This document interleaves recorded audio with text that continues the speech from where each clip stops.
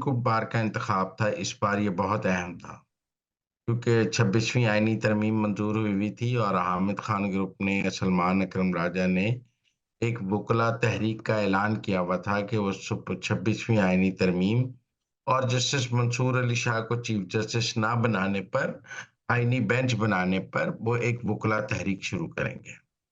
अब इस नारे पर ये सुप्रीम कोर्ट बार का इंतखाब लड़ा जा रहा था कि हामिद खान ग्रुप इस नारे पर लड़ रहा था कि अगर हमें 26वीं आईनी तरमीम खत्म करानी है, मंसूर अली शाह को तो चीफ जस्टिस बनाना है और आईनी बेंच खत्म करानी है। दूसरा जो ग्रुप था जो 26वीं तरमीम की हमायत याफ्ता था, जो आजम नजीर तारड़ का ग्रुप था या एहसन बून का ग्रुप था या मरहूम आसम जहांगीर, वो 26वीं तरमीम के हक में इलेक्शन लड़ रहा था।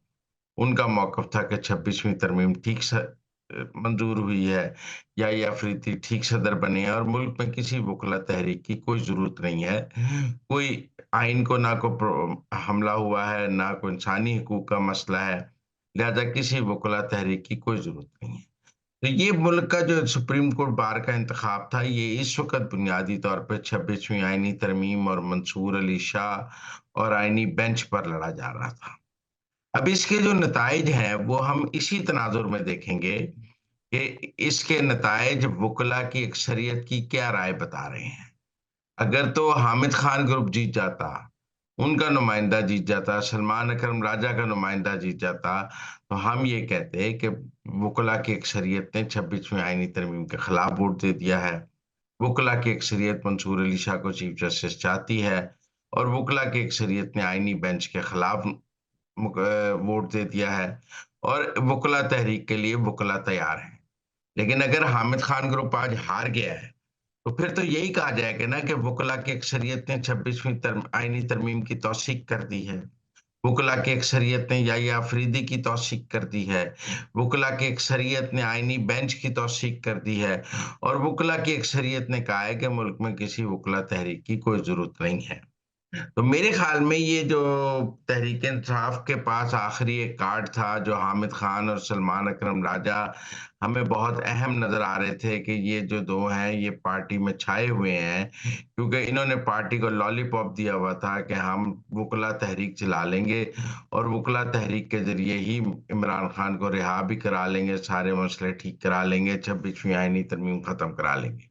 लेकिन ये सब करने के लिए इन्हें सुप्रीम कोर्ट बार की जरूरत थी। खुद अकेले तो इनकी कोई हैसियत नहीं है, हैसियत जी। तो देखो वकला तंजीमों की है। और सुप्रीम कोर्ट बार का इंतखाब हो रहा था और बड़े क्रिटिकल वक्त पे हो रहा था। एन सुप्रीम कोर्ट बार का इंतखाब 26वीं आईनी तरमीम के चंद दिन बाद था, तो सारा इंतखाब लड़ाई 26वीं आईनी तरमीम के ऊपर गया है। मतलब इस वक्त तो बयानिया जो था वो या 26वीं आईनी तरमीम के हक में था या खिलाफ था।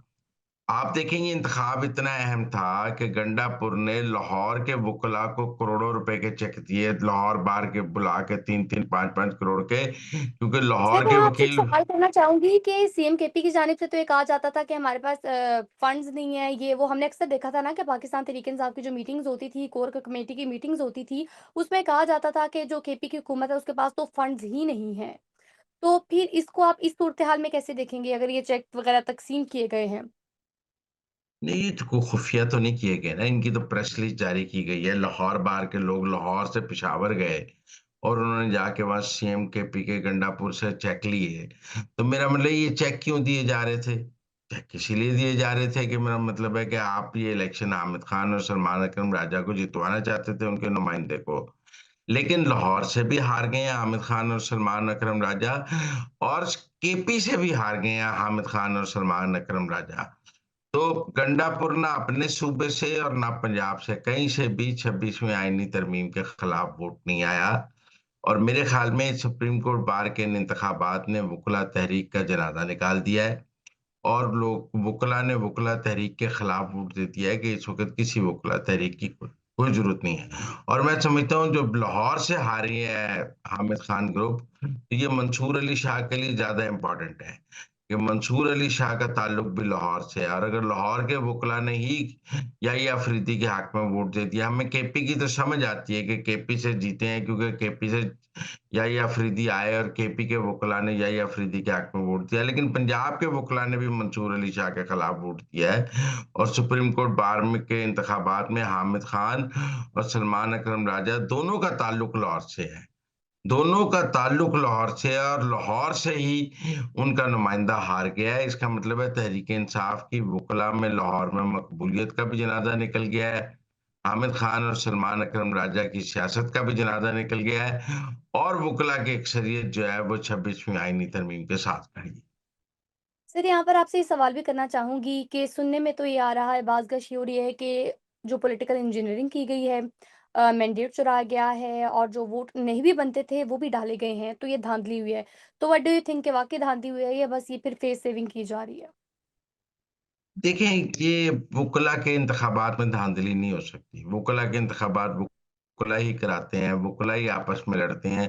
इसमें तो मेरा मतलब है कोई सिकंदर सुल्तान राजा मंजूर नहीं है ना। मेरा मतलब अब हामिद खान और सलमान अकरम राजा अपनी हार का, इस हार का जिम्मेदार भी सिकंदर सुल्तान राजा को लगा देंगे जिम्मेदार।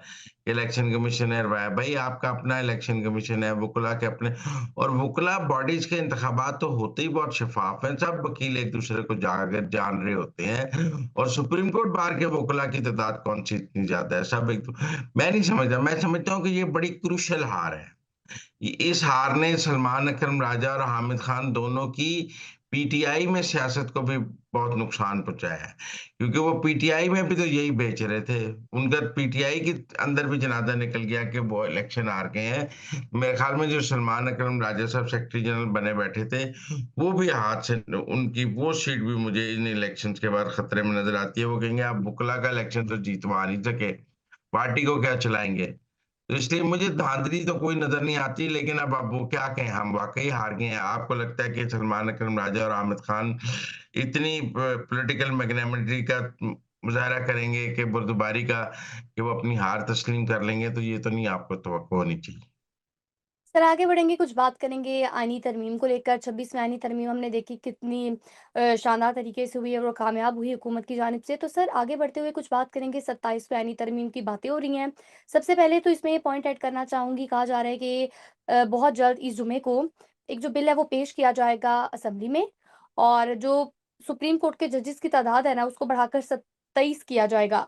और फिर उसके बाद जो शिबली फराज साहब हैं, उनकी जानिब से कहा गया है कि अभी तो हमसे 26वीं जो आईनी तरमीम है, वही हज़म नहीं हो रही और ये 27वीं आईनी तरमीम लाने की बातें कर रहे हैं। इस मुतालिक आप क्या कहेंगे? देखिए, ये कोई आईनी तरमीम तो नहीं है जजेस की, ये तो सादा कानून साजी है। अब जब आपने सुप्रीम कोर्ट में आईनी बेंच अलग बनाने हैं और सुप्रीम कोर्ट अलग चलना है, तो आपको ज्यादा जज चाहिए।